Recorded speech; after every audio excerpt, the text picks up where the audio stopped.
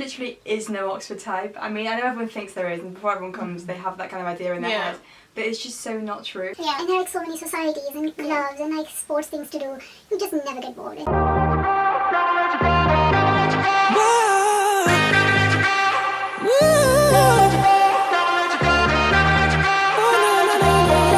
Hi guys, and welcome back to my YouTube channel. So for today's video, I am joined by the most annoying people in the world. I don't like them. I've been forced to do this.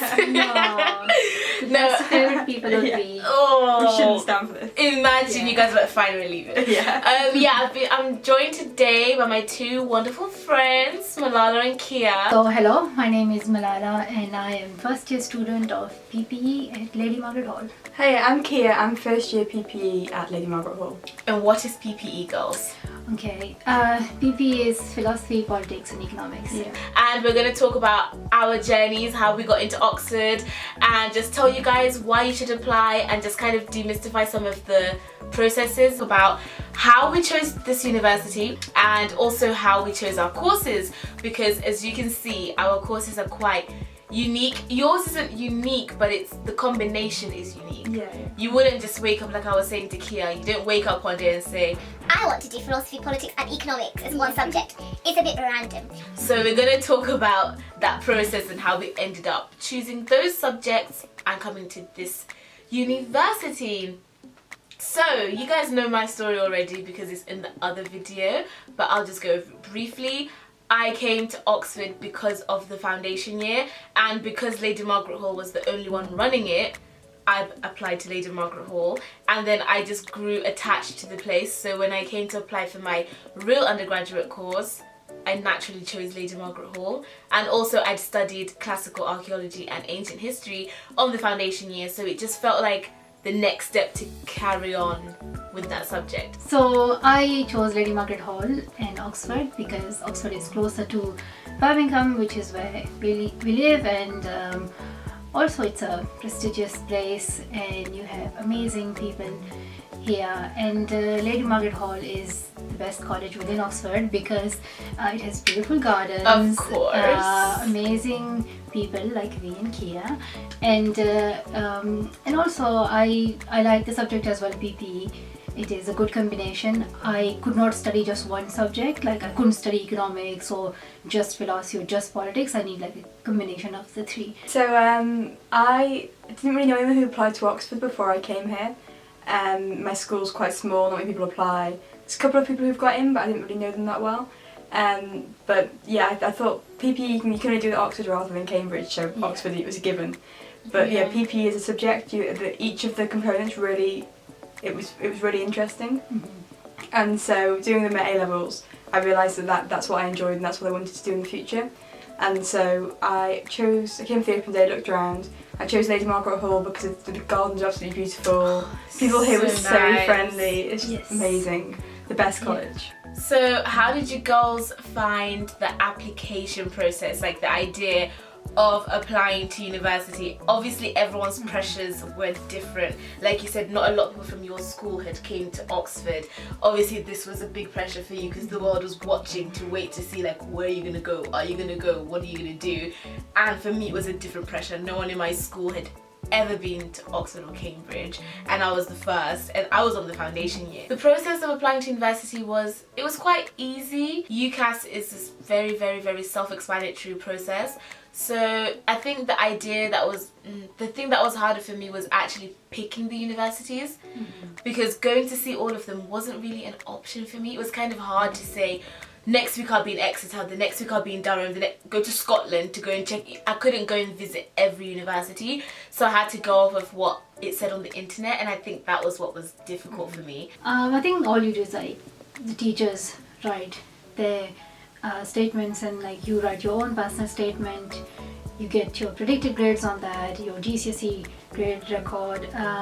So it's kind of all your information, like that's your whole profile, like kind of your CV going to universities, and you choose your universities. I think for other universities it's more about like the grades that you get. For Oxford it's more about the test that is based on the subjects that you have decided to do at university, but also on the interview. So for PP, we had to do TSA, which is thinking skills assessment. It's so hard, and I'm so sorry. okay, it was not hard. We're trying to encourage them, Okay, it is so easy. And then we had interviews, and I think interviews are more focused on the subject. So Yeah. we had 3 interviews: philosophy, politics, and economics, and all were just focused on the subject. So Ucas is basically standard for everyone who applies to university. Yeah. The teacher was always there to support you and help you out with things.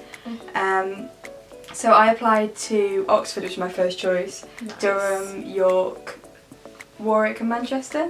So PP is quite like a, not really niche, as in you can do all of them separately, but I wanted to do them all together. I didn't really want to do politics or economics together. I wanted to do all 3. And so the amount of universities that do PP are like quite slim. But yeah, they were all, I went to all the ones that I applied to and they were all nice, but Oxford was my favourite by far. Wow. So the grade boundaries for Oxford are like only 3 A's. For the rest of the university, it's like 1 A star and 2 A's. Isn't that crazy? It is. I said that in my other video. I was like Exeter, which was my insurance choice kind of. I wanted A star, A, or A star, A, and Oxford wanted like the 3 A. Did you get it? Yeah, exactly the same. So my first choice was Oxford, 3 A's. Second choice was LSE, 1 A star and 2 A's. I was like, if Oxford rejects me, there's no way I'm going to get into LSE. I can't imagine you at LSE. How Oxford is quite quiet. It's kind of like villagey. I know it's a city. Cambridge is actually the one that's villagey, but LSE, I'll just, it feels like too busy. It's in the city, and like Oxford is the whole environment is like the university environment. Wherever you feel, you just still feel like a university student. Yeah. Everything's so close together, you can literally walk to wherever you want to go. Applying to Oxford, the different stages. So you start off with putting your application in October 15th. You're called for interview? Yeah. Or do you do the test first? So test in November sort of time. So how does the test work? Because I didn't have to do a test because CAR doesn't have a test. Yeah. One of the few subjects that don't have a test, so bear that in mind. I think for medicine or for theology, like those subjects is different. Some have to just submit an essay. Yeah, I had to do that. Weeks to write an essay. I had to do that, the essay, I think your school helps you in that, so you don't have to really worry about it. And you can, all the instructions and everything is online on your Ucas page, so you won't find it hard to know what to do next. And then if your test goes well, pass and everything works, then they would call you for interview. Okay, so you have to pass your test. You find out straight away if you've passed the test. We don't find out our results from the test until after we've got our offer or not. Yeah, you genuinely don't have any idea until like January 15th. Many people don't look at it though, because you get offer. You just say, why should I even look at what I got? I think it's just one of those things. Yeah, I just wanted to know. Oh, I didn't open it for days. I didn't look at it. I would, at the same time, it's like, what if you've just scraped it? Or like, what if you've done exceptionally well? I'd want to know, but I wouldn't want to know at the same time. But it's not all the tests, like there is, the interview and everything else matters as well. So. So for that test, how did you guys prepare for it? Because I've heard that they are unteachable. That's the whole point of them. You're not, there's no way you can be taught how to prepare for that test. So how did you guys prepare for it? There's so many practice papers online. Honestly, like you could, if you do those, you kind of get the hang of what they're asking for. And I would say like in year 12 start practicing those, because you need time. Like you'd be writing your personal statements, your Ucas things, and like you need time for that. You would be taking your exams as well. So I would just say, just start as soon as possible. It's like half of it is problem solving, half of it is critical thinking. So if anyone wants to do critical thinking at sixth form or GCSE, I would encourage that. Because it's prep, isn't it?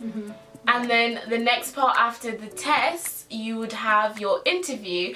Now, like I said, I've spoken about my experience before in the other video, but the interviews, they go differently for everyone. Some people will walk out saying, wow, that was amazing, that was easy, and that will put you off. You're like, oh, because I was crying straight after mine. Yeah, for me, I was in tears. Like I said to you guys before, I was crying, I was late, I forgot I had the interview.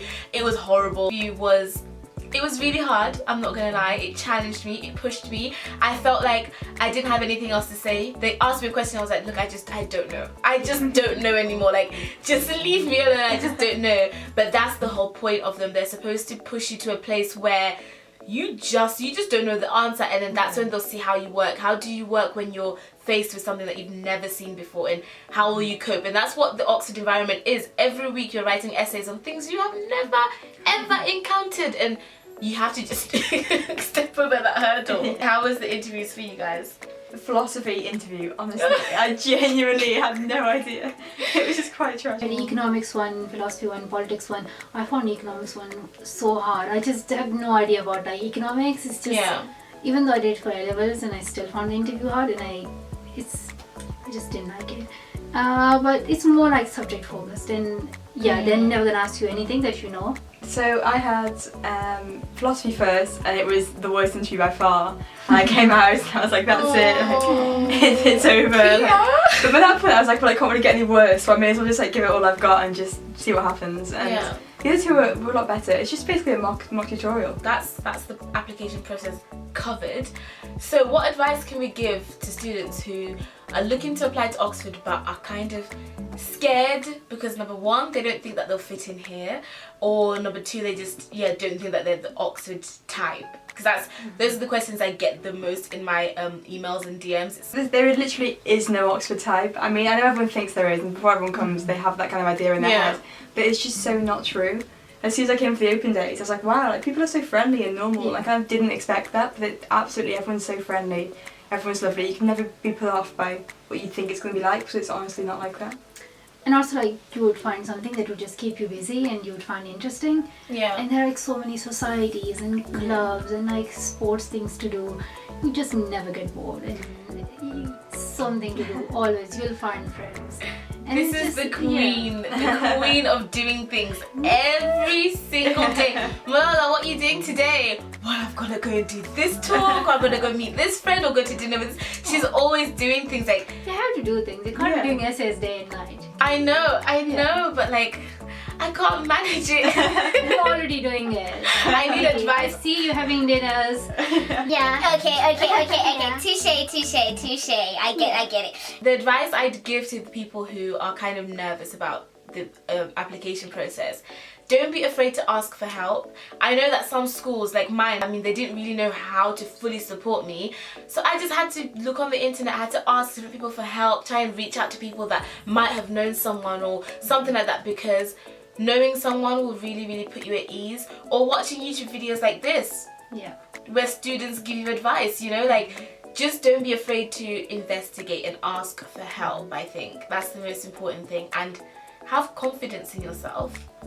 Have confidence. If you're capable and you've got the academic ability, why shouldn't you occupy a space at Oxford? Why shouldn't you? Tell us about when you guys found out you were coming to Oxford. How did you feel? What were you doing when you found out? And so for me, the first time I was in America.